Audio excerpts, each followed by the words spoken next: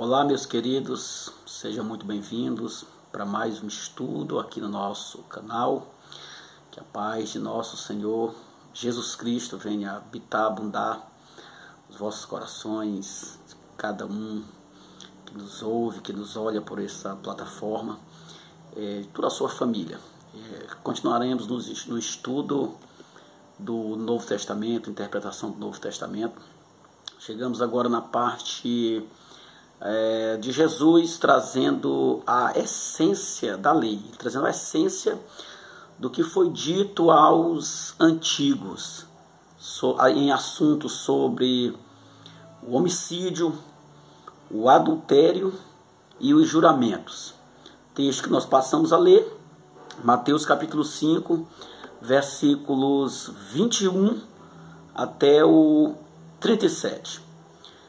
Diz-nos assim, verso 21. Ouvistes que foi dito aos antigos, não matarás, e quem matar estará sujeito a julgamento. Eu, porém, vos digo que todo aquele que sem motivo se irá contra seu irmão estará sujeito a julgamento. E quem proferir um insulto a seu irmão estará sujeito a julgamento do tribunal. E quem lhe chamar tolo estará sujeito ao inferno de fogo. Se, pois, ao trazeres ao altar a tua oferta, ali te lembrares de que teu irmão tem alguma coisa contra ti, deixa perante o altar a tua oferta, vai primeiro reconciliar-te com teu irmão, e então, voltando, faze a tua oferta. Entre em acordo sem demora com o teu adversário, enquanto estás com ele a caminho, para que o adversário não te entregue ao juiz, o juiz ao oficial de justiça, e seja recolhido à prisão. Em verdade te digo que não sairás dali, enquanto não pagares o último centavo. Ouvistes que foi dito, não adulterarás. Eu, porém, vos digo, qualquer que olhar para uma mulher com intenção impura, no coração já adulterou com ela. Se o teu olho direito te faz tropeçar, arranca-o e lança-o de ti, pois te convém que se perca um dos teus membros e não seja o teu corpo lançado no inferno. Se a tua mão direita te faz tropeçar, corta e lança-a de ti, pois te convém que se perca um dos teus membros e não vá todo o teu corpo para o inferno. Também foi dito, aquele que repudiar sua mulher, dê-lhe carta de divórcio. Eu, porém, vos digo, qualquer que repudiar sua mulher, exceto em caso de relações sexuais ilícitas, a expõe a tornar-se adúltera. E aquele que casar com a repudiada, comete adultério. Também ouvistes que foi dito aos antigos, não jurarás, mas cumprirás rigorosamente para com o Senhor os teus juramentos. Eu, porém, vos digo, de modo algum jureis, nem pelo céu, por ser o trono de Deus, nem pela terra, por ser estrado de seus pés, nem por Jerusalém, por ser cidade do grande rei. Nem jureis pela tua cabeça, porque não podes tornar um cabelo branco ou preto. Seja, porém, a tua palavra sim, sim, não, não. O que disso passar vem do maligno. Então nós temos lido Mateus 5, dos versículos 21 até o 37, onde ele aborda temas sobre o homicídio, o adultério e o juramento, certo? Jesus ele traz a essência, ele completa aquilo que foi dito aos antigos. Vale ressaltar que nem tudo que os fariseus, os religiosos da época de Jesus diziam, eles se baseavam só na lei, na Torá. Eles tinham também algo chamado a tradição dos anciãos, que eles davam o mesmo peso de revelação, o mesmo peso de palavra de Deus a essa tradição. E Jesus chega a dizer uma certa feita, vós invalidais os mandamentos de Deus pela vossa tradição. Então nessa tradição era alterada e subtraída a palavra de Deus conforme o bel prazer desses anciãos. Mas vamos para o primeiro dos três pontos a ser abordado. Primeiro, do homicídio, né? Então Jesus vai dizer: ouvistes que foi dito aos antigos, né? Não matarás, e quem matar estará sujeito a julgamento. Verso 21. Aqui é citado lá a lei, Deuteronômio 20, verso 14. Não matarás. Então, para o judeu, matar mesmo era o homicídio mesmo, na prática ali, tirar a vida de alguém. No entanto, na ótica de Cristo, na análise de Jesus, é isso e ainda algo a mais, outras coisas a mais. Por exemplo, ele diz, no verso 22, eu porém vos digo que todo aquele que sem motivo se irá contra seu irmão, estará sujeito a julgamento. E quem proferir um insulto a seu irmão, estará sujeito a julgamento do tribunal. E quem lhe chamar tolo, estará sujeito ao inferno de fogo. Então Jesus aqui está dizendo que esse se irá sem motivo contra o seu irmão já é também um assassinato. Esse ódio, nutre esse ódio no coração. A Escritura vem dizer em 1 João 3, verso 15, que diz que aquele que odeia o seu semelhante, ele é homicida. E nenhum homicida tem parte no reino dos céus. Jesus quis dizer, entre outras coisas, que alguém odiando alguém no seu coração, ele já assassinou aquela pessoa no seu coração. Então ele prossegue, né? Aquele que proferir algum insulto ao seu irmão estará sujeito ao tribunal. Esse tribunal nos dias de Jesus era ali uma assembleia, um tribunal de 23 pessoas aproximadamente, 23 juízes ali que julgava pessoas sobre questão de estrangulamentos ou assassinos normais ou maníacos da época. Eles eram julgados aí, criminosos, nesse tribunal. E aí ele fala que se chamar alguém de tolo, equivalente ao hebraico raca, algumas traduções traz a palavra raca, é o mesmo que dizer você não presta, ou seja, chamar alguém de estúpido, alguém de sem valor, estará sujeito ao inferno de fogo. Inferno de fogo. Jesus menciona aqui nesse capítulo muitas vezes a palavra inferno. A palavra inferno é do hebraico Geena, que lá no Antigo Testamento era o vale do filho de Inom. Era um vale atrás dos muros de Jerusalém.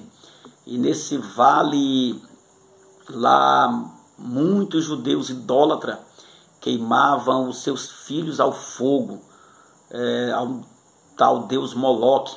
A Bíblia diz que coisa que Deus nunca ordenou e nunca nem lhe passou, nunca nem lhe subiu ao coração, tal coisa. E os judeus idólatras faziam isso, que era comportamento dos pagãos. Houve um rei ímpio em Jerusalém, Manassés, que ele apoiou muito essa prática, inclusive ele mesmo queimou algum dos seus filhos pelo fogo. Então, mais tarde, esse vale de Inom lá, ele se tornou como que o lixão da cidade. Era jogado lá o lixo, era jogado lá carcaça de animais, ou mesmo corpo de assassinos, de homens perversos, homens malignos que eram mortos, eram jogados lá, e a fumaça daquele lugar veio mais tarde no Novo Testamento significar também o inferno, literalmente, que Jesus fala, o lago de fogo, que a Escritura diz que é um lugar que existe, e que a Escritura diz que todo aquele que não for achado com o nome escrito no livro da vida, Apocalipse 20, verso 15, será lançado lá neste lugar. É um lugar terrível, que Deus ele não criou isso para o ser humano, conforme Mateus 25. Mateus 25, ele fala que esse lugar ele não foi criado para o homem, mas para o diabo e seus anjos. Então não é plano de Deus que o homem vá para esse lugar de tormento, a menos que o homem rejeite o plano da salvação de Deus em Cristo Jesus. Então, Jesus prossegue ainda, dos versículos 23 ao 26, que se a pessoa for dar a sua oferta, naquele tempo ele ia até o altar. Hoje tem a mesma aplicação. Se você for ofertar, dar uma oferta para o Senhor, mas estiver com ódio no coração, irado com alguém, odiando alguém, Jesus ordena que primeiramente nos reconciliemos com aquela pessoa em quem temos alguma pendência e depois fazemos a nossa oferta. Isso significa que Deus não recebe a oferta, o dízimo de uma pessoa que está odiando o próximo no seu coração. Então, ele ainda aconselha, né, ele dá uma diretriz que para nós nos reconciliar com o nosso irmão a caminho, certo? Reconciliar com o nosso irmão a caminho enquanto estamos nessa caminhada. É o tempo de nós nos alinhar com o nosso semelhante, estarmos conforme a vontade do Senhor, para que a volta de Jesus não seja para nós não sejamos pegos de surpresa. O segundo assunto a qual ele trata, o adultério, né? Ele diz no verso 27, ouviste que foi dito, não adulterarás. É citado também lá Deuteronômio 20, verso 16, não adulterarás. Jesus acrescenta, eu porém vos digo, qualquer que olhar para uma mulher com intenção impura, no coração já adulterou com ela. Ou seja,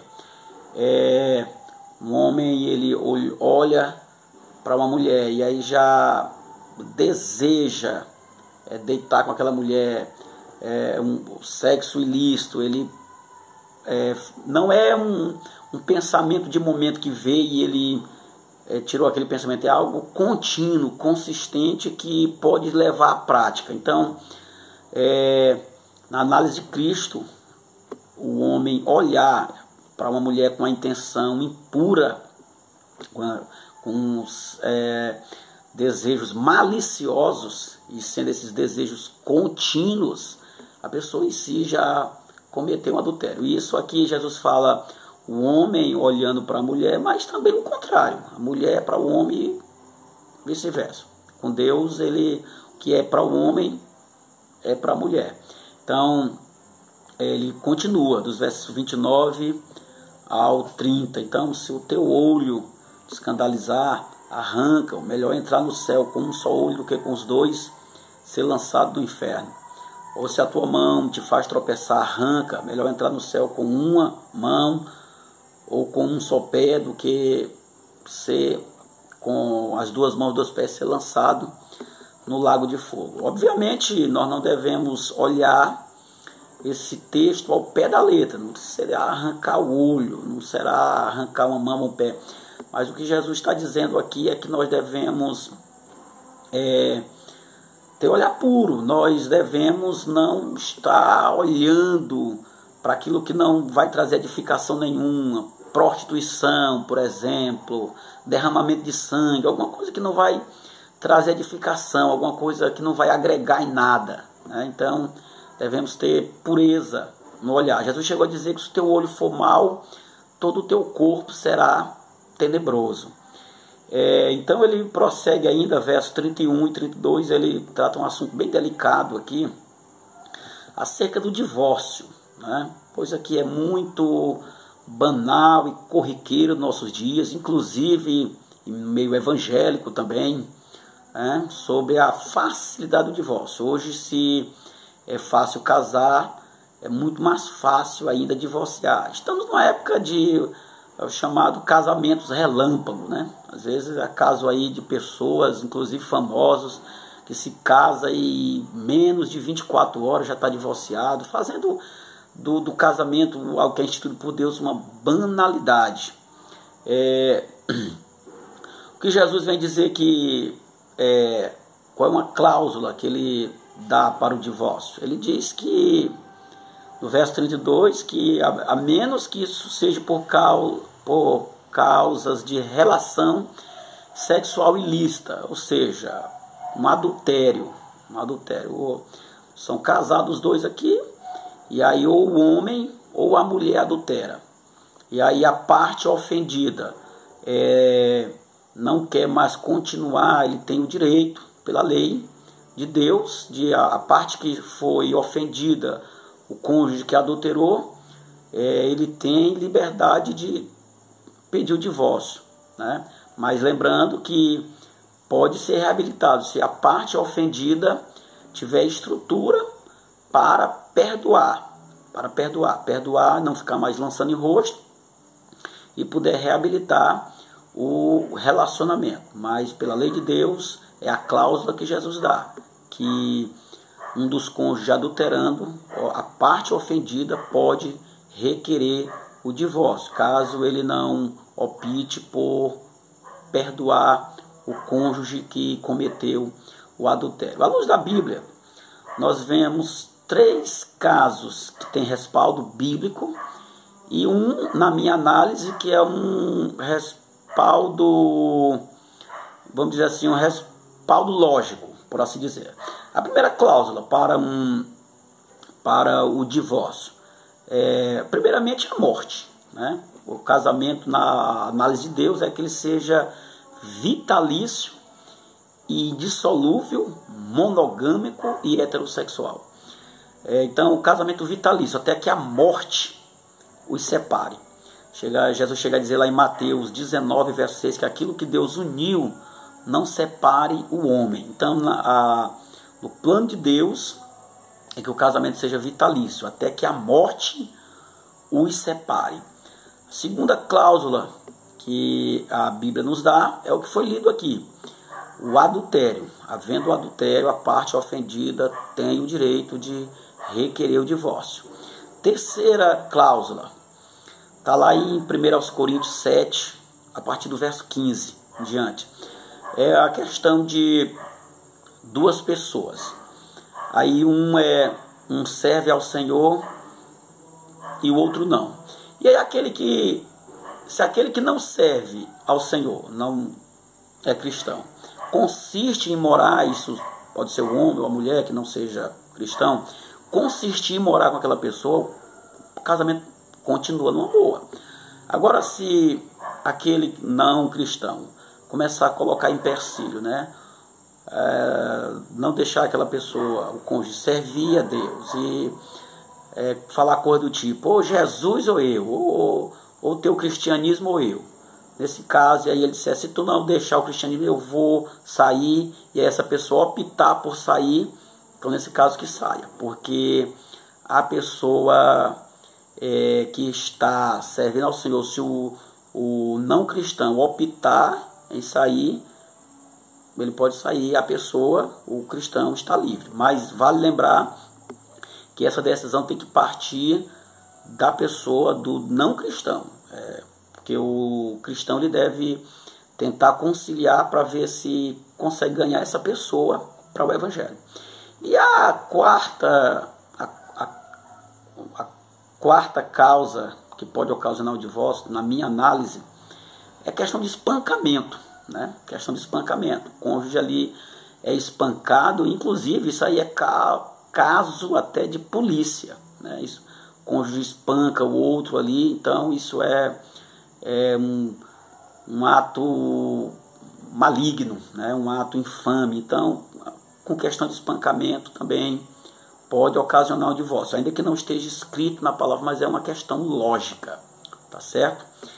Em último lugar, finalizando, sobre os juramentos, né? Está escrito na lei para não jurar falso, né? Não jurarás falsamente o nome do Senhor. É o mesmo que não tomarás o nome do Senhor teu Deus em vão, né? Às vezes a pessoa lá no Antigo Testamento ainda tinha aquela questão de, para ele dar um peso na sua palavra, colocava o nome de Deus. É aquela expressão que eu ouvi muito, eu juro por Deus, né?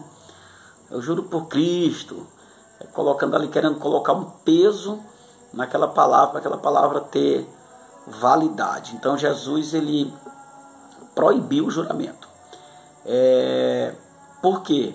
Jesus ele quer que a nossa palavra ela seja pura, seja verdadeira.